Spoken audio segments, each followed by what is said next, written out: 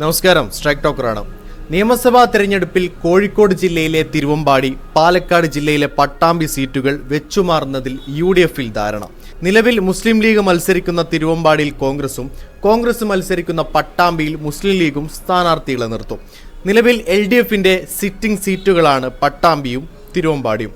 തദ്ദേശ തിരഞ്ഞെടുപ്പിലെ വിജയം, തിരുവമ്പാടിയിൽ ക്രിസ്ത്യൻ സ്ഥാനാർത്ഥി വരണമെന്ന സഭയുടെ താൽപര്യം തുടങ്ങിയവ പരിഗണിച്ചാണ് സീറ്റ് മാറ്റം. നിലമ്പൂർ ഉപതെരഞ്ഞെടുപ്പിൽ UDF സ്ഥാനാർത്ഥിയെ പ്രഖ്യാപിച്ച ഘട്ടത്തിൽ തന്നെ Malappuram DCC president VS Joy നിയമസഭാ തെരഞ്ഞെടുപ്പിൽ തിരുവമ്പാടിയിൽ നിന്ന് മത്സരിക്കുമെന്ന് സൂചനകൾ പുറത്തു വന്നിരുന്നു. എന്നാൽ സീറ്റ് വിഭജന ചർച്ചകൾ തുടങ്ങിയപ്പോൾ തിരുവമ്പാടി വെച്ചുമാറുന്ന കാര്യത്തിൽ ആശയക്കുഴപ്പങ്ങളുണ്ടായി. ഇക്കാര്യത്തിൽ ധാരണയായതോടെ VS ജോയി തന്നെ സ്ഥാനാർത്ഥിയായി എത്തുമെന്ന തരത്തിലാണ് ചർച്ചകൾ പുരോഗമിക്കുന്നത്. KPCC ജനറൽ സെക്രട്ടറി സോണി സെബാസ്റ്റ്യൻ്റെതാണ് ഉയർന്നു കേൾക്കുന്ന മറ്റൊരു പേര്. ലീഗ് ഏറ്റെടുക്കുന്ന പട്ടാമ്പി സീറ്റിൽ യൂത്ത് ലീഗ് നേതാവ് ആയിരുന്ന M സമദിന്റെ പേരാണ് ഉയരുന്നത്.